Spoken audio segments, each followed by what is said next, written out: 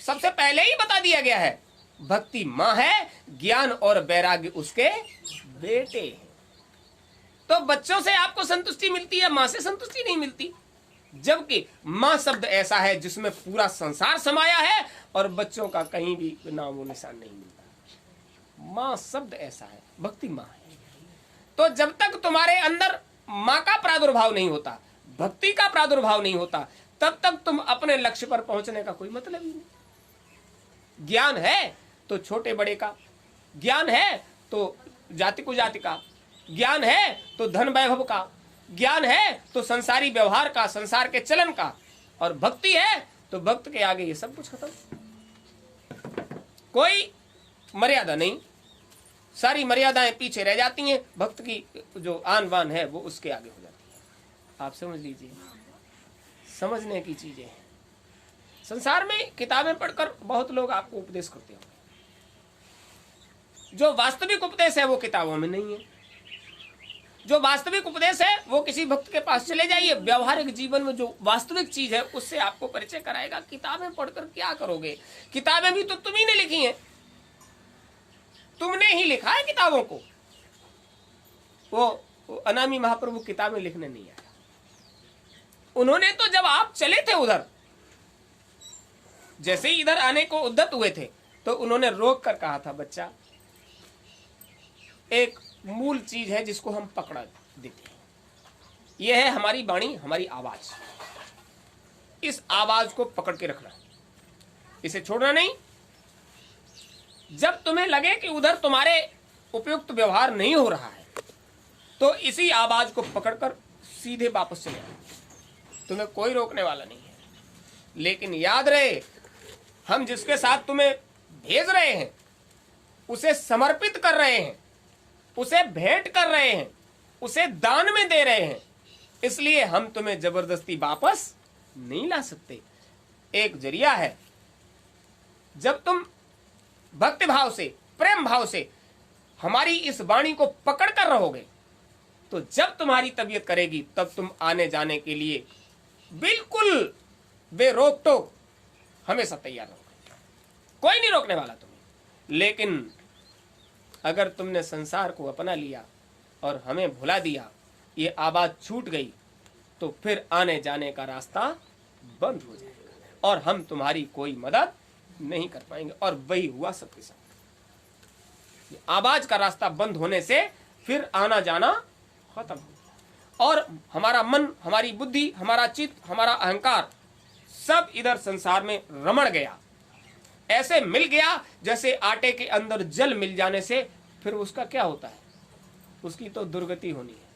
जब तक जल और आटा अलग अलग रहता है तब तक दोनों सुरक्षित रहते हैं, और जब दोनों आपस में मिल जाते हैं काल और माया, तो फिर उसको क्या करते हो? पहले तो उसकी खूब खुदाई करते हो, आटे में जल डालने के बाद कसर नहीं छोड़ते, खूब ढंग से। जब काल और माया तुम्हारे अंदर समा गया है, जल आटे में, आटा जल में, तो क्या करते हो?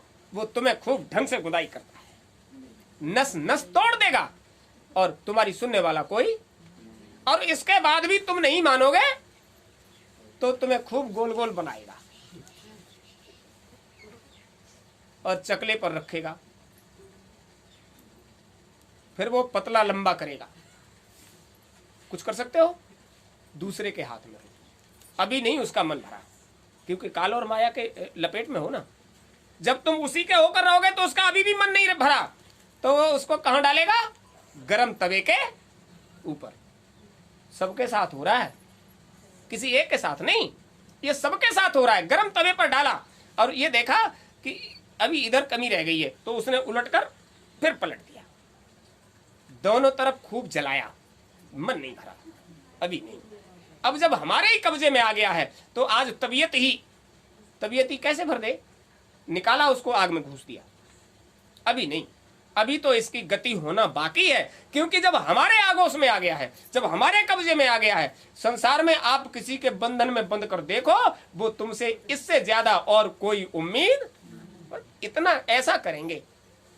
और जब वो अब उसको लगा अब कुछ नहीं कर सकते, तो वो उसके आग के अंदर जाकर भी उसने फूल कर दिखाया। अच्छा फूल कर दिखाती है, तो उसमें से निकाला और देखा है? रोटी अगर फूल जाए तो उसको क्या करते हो? उसमें से निकाला और उसी चकले के ऊपर दे मारा, हवा निकल गई। हवा निकल गई तो उठा के रख दिया। जब तक तुम्हारे अंदर हवा भरी रहती है तब तक तुम्हारी उठापटक चलती ही। अब हवा भरी संसार की और ठोका पटका किसने? जलाया भूना किसने? अब जब तुम्हारी हवा निकल गई, अब यह किसी काम का नहीं रहा, तो इसकी हवा निकल गई तो तोड़ा मरोड़ा और खा लिया। और ये गति बना दी तुम्हारी कि एक दिन तुम्हारा अस्तित्व बिल्कुल ही इस संसार में खत्म सबका हो जाएगा। तो देखो भैया, काल और माया के साथ रहो, कोई बुराई नहीं है, लेकिन अंतर में भक्ति बनाए रखो। कीली के पास बने रहोगे तो तुम्हारा चूरन ही नहीं बनेगा जो तुम्हें पानी के साथ मिलना। चूरन कब बनता है? जब कीली को छोड़ दोगे। कीली को छोड़ दोगे तो काल और माया के बीच में तुमको पिसना पड़ेगा। चक्की चलती रहे काल और माया की और तुम कीली पकड़े रहो, पानी के पास तुम्हें कोई जाने। आप सीधे सीधे अन्न को पानी के पास नहीं ले जाते हो, खराब हो जाएगा। और जब चून बन जाता है, काल और माया की चक्की में जब पिस जाते हो तो फिर वो दशा होनी है। तो कीली जब मिल गई है तो हम आप सब गांठ बांध लीजिए। जिस दिन कीली छूटी उस दिन काल का और माया का जो पाठ है वो हमें पीस के रख देगा। कहां पकड़ना है कीली को? अंतःकरण से। बाहर से कोई दिखावा नहीं। ये बाहर से ये कह दो कि हमने इतना तीर्थ कर लिया, हमने हिंदुस्तान को खूब घूमा है। तुमने हिंदुस्तान घूमा होगा, संसार के मानचित्र पर पूरी दुनिया को देखो तो धूल के एक कण के बराबर है। और तुम बात करते हो हमने वहां हरिद्वार जाकर गंगा स्नान कर लिया है। अरे तुम्हारी इसी मिट्टी के ऊपर पानी, गंगा का जल बह रहा है जिसमें तुमने स्नान कर लिया है। वास्तव में जहां त्रिवेणी है वहां तक तुम पहुंच ही नहीं पाए। वो तो यहाँ का जो उधर का जो परछाई है उस परछाई को देखकर ही खुश हो गए। असलियत जहां है वहां जाने का प्रयास ही नहीं कर पाए। मतलब तुम इस लोथ को लिए संसार में भटक रहे हो, उसका एक कोना भी नहीं घूम पाए। ये लोथ है, ये हाड़ मास का पुतला लेकर आप कहीं भी चले जाइए, अगर इसको छोड़कर तुमने निकलकर कहीं का सैर सफर किया है तो तुम्हारी यात्रा, क्योंकि जब सैर सफर का समय आएगा उस वक्त तुम्हारे पास ये खोल होगा ही नहीं। बताइए, जब तुमको इसके बाहर निकाला जाएगा और ये कहा जाएगा चलो, तो फिर तुम ये कहोगे हमने इतना तीर्थ किया है, हम तो तीर्थ में जाएंगे। वो नहीं सुनने वाला। तीर्थ थे संसार के और अब इस संसार को तुम्हें छोड़कर जाना है। ये तो यहीं के थे, वो यहीं पड़े रह गए, जहां गए थे वो वहां का वहीं का रह गया, लेकिन अब तुम्हें कहां जाना है? तो आप सोच लीजिए, मरने से पहले ये आदमी नहीं सोचता, और जब अंतिम समय आता है तब वो बहुत घबराता है। अब तो शरीर छूट जाएगा, और शरीर को छुड़ाने के बाद जो लोग छुड़ा कर ले जाएंगे वो कहां ले जाएंगे? अच्छा, जब सामर्थ्य रही तब प्रयास नहीं किया, अब सामर्थ्यहीन हो गए, उधर से कटा पर्चा, उधर से आई आवाज, और आवाज आते ही जो सामर्थ्य आपके पास थी सब खत्म। आंखें हैं अंधे हो गए, कान हैं बहरे हो गए, कंठ है आवाज ही नहीं निकलती, परिवार वाले खड़े हैं पास में, हिलाते हैं डुलाते हैं, कहीं कुछ गड़ा दबा रह गया वो बता दीजिए, बहुत फड़फड़ाते हो। उधर की एक आवाज ने सारा कुछ खत्म कर दिया। अब देखते तो हो लेकिन इधर की मशीन का काम ही खत्म कर दिया।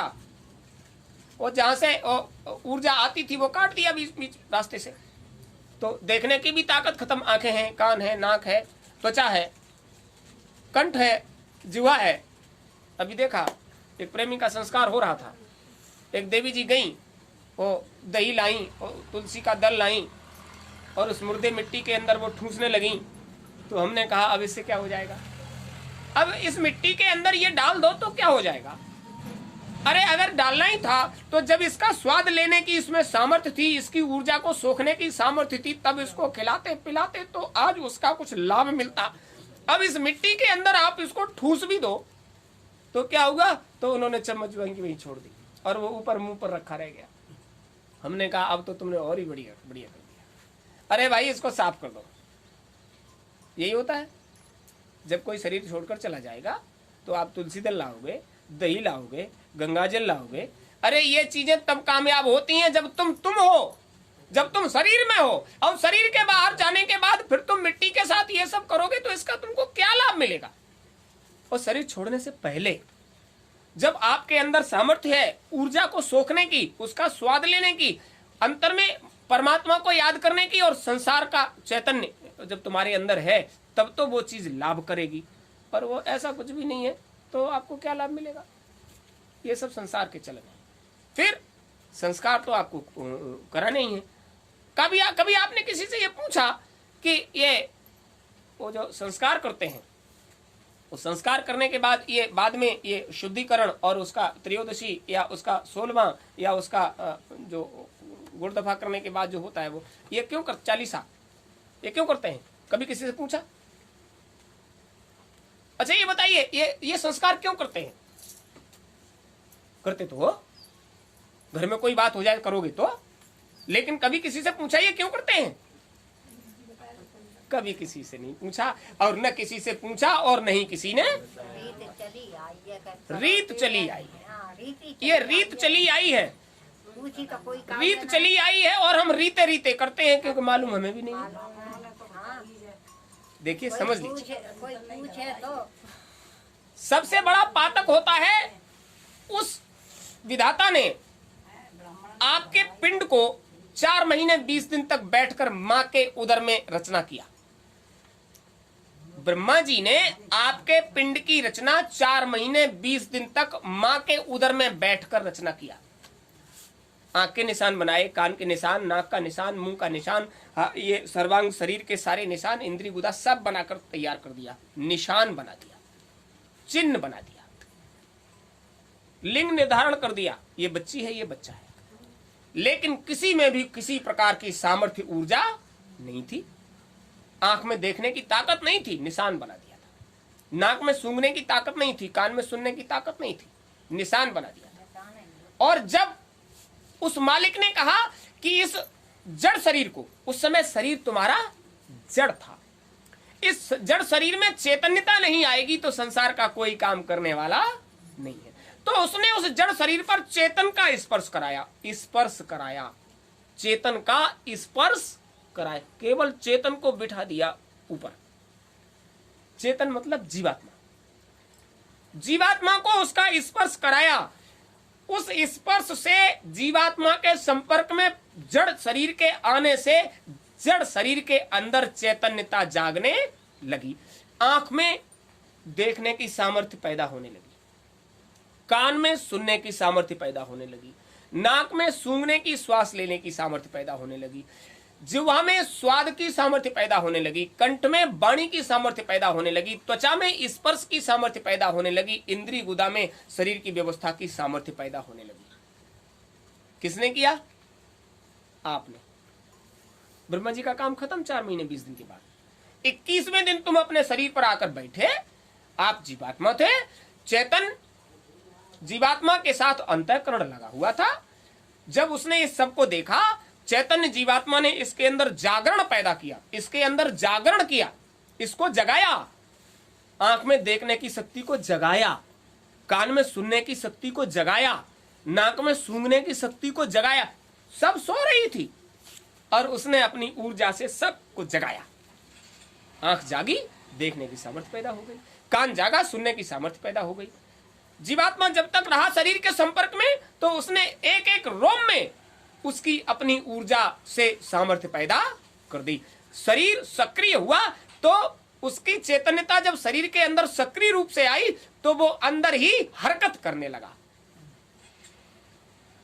देखिए जीवात्मा में कितनी सामर्थ्य। शरीर गर्भ के अंदर होने के बाद भी चैतन्य जीवात्मा के संपर्क में आने के बाद हरकत करने लगा। हरकत हुई तो माँ ने अनुभव किया कि गर्भ में पलने वाला जीव अब हरकत कर रहा है। आप अनुमान लगाइए, पिंड बनाया ब्रह्मा जी ने और चैतन्यता पैदा की चेतन जीवात्मा ने, और इन दोनों के बीच में ग्रंथि पड़ गई। 4 महीने 20 दिन के बाद जड़ चेतन ग्रंथि पड़ गई। जदपि मृखा छूटत छूटत कठिनाई, यानी जड़ और चेतन की गांठ जिस दिन जीवात्मा बैठी तो गठबंधन उसी दिन हो गया। जदपि मृखा बिल्कुल झूठ है, ये पिंड तो मिट्टी का है, पानी का है, आग का है, हवा का है, आकाश का है। बिल्कुल झूठ है कि ये जीवात्मा हटने के बाद ये किसी काम का नहीं है, झूठा है। काम का होता तो जीवात्मा के जाने के बाद भी कुछ कर सकता था। जब तक वो बैठी रही तब तक सक्रिय, और उसके हटने के बाद कुछ भी नहीं। और तो और सारी गंदगी निकल कर एक ही बार में बाहर आ जाएगी। 24 घंटे के बाद कोई पास नहीं बैठेगा, और जब तक वो है तब तक ये सारी बात है। इस पिंड को भी जब आप विसर्जित करते हो, अपने नियम विधान के अनुसार इसका क्रियाकलाप करते हो, तो जो भी इसके साथ जो व्यवहार करता है वो सब इस पिंड को मिटाने का पातक धारण कर लेते हैं। ये सूतक नहीं है, अब ये पातक लग गया कि बनाने वाले ने इस पिंड की कहां कितनी व्यवस्था किया था। ऐसी जगह बैठकर इस पिंड की रचना किया जहां कोई भी जाना पसंद नहीं करेगा, लेकिन तुम्हारे पिंड की रचना मां के गर्भ में उसने की। उस पिंड को तुमने बिगाड़ा है, इसलिए उस पिंड को मिट्टी का मिट्टी में, पानी का पानी में, आग का आग में, हवा का हवा में, आकाश का आकाश में तुमने विसर्जित कर दिया। बनाने वाले से पूछा तुमने कैसे बनाया, लेकिन तुम्हारे व्यवहार में आया तो तुमने उसको विसर्जित कर दिया। तुमको पातक लगा है, इसका तुम्हें प्रायश्चित करना पड़े।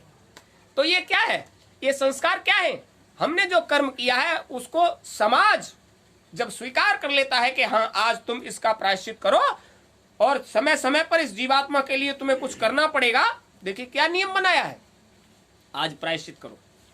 पिंड को तुमने बिगाड़ा है, इसलिए तुम तब तक पातकी हो, अशुद्ध हो, अपवित्र हो।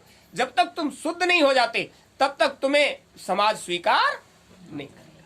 हम खिलाएंगे वो खाओगे, हम पिलाएंगे वो पियोगे, उसके घर में बेचारे के चूल्हा भी जलेगा। पातक लग गया है तुमको।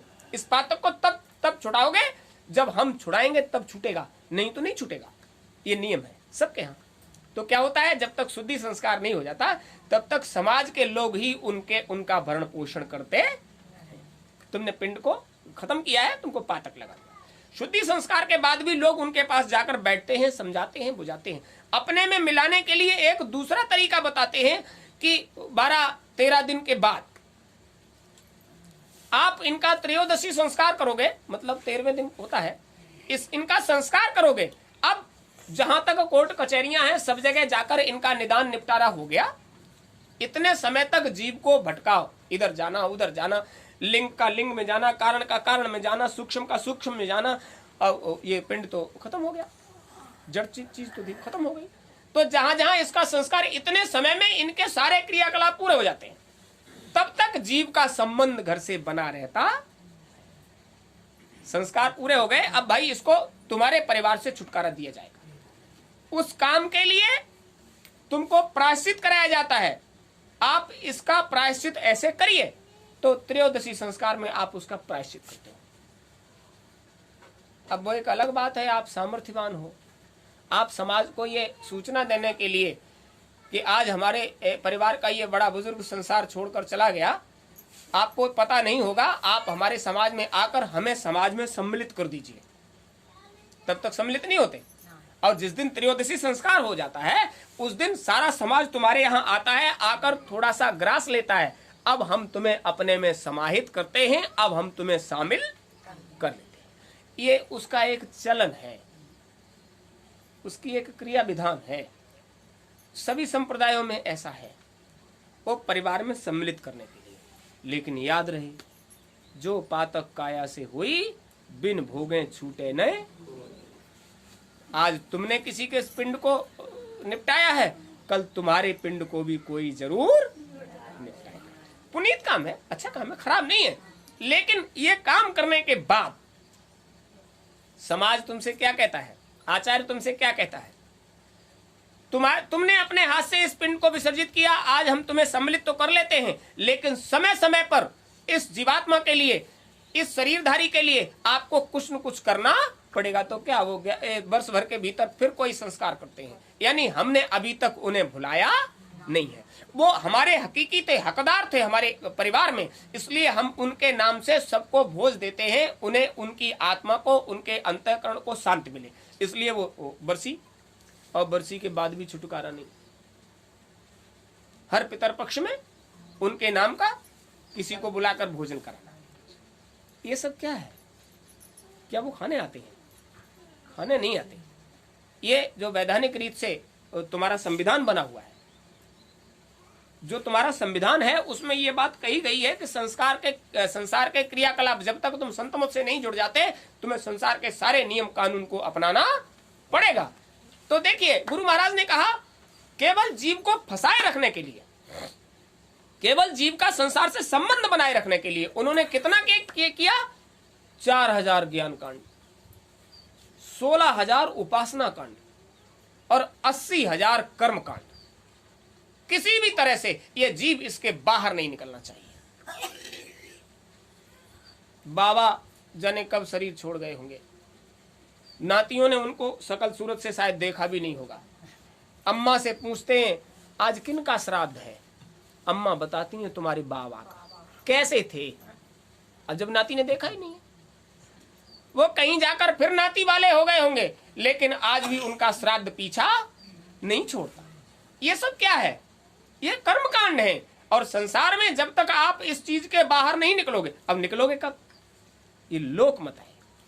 जब तक लोकमत को आप अच्छी तरह से समझ नहीं लेते, तब तक संत मत की तरफ तुम्हारा अंतःकरण जुड़ने वाला नहीं है। तब तक यही बात जहन में भरी रहेगी, जो पातक काया से होई, बिन भोगे छूटे न। ये बात नहीं समाएगी। मंत्र महामणि विषय ब्याल के, मेटत कठिन कुअंक भाई। संत मत से जुड़ जाओगे तो किस्मत के बुरे अंक भी मिट जाएंगे, और लोकमत में जुड़े रहोगे तो भैया जो पातक होगा उसे तुम्हें भुगतना। कुछ भी कर लीजिए, वो तो उसका निपटारा तो तभी होगा जब तुम भुक्तभोगी हो जाओगे, उसको भोग लोगे। मालिक क्या कहते हैं?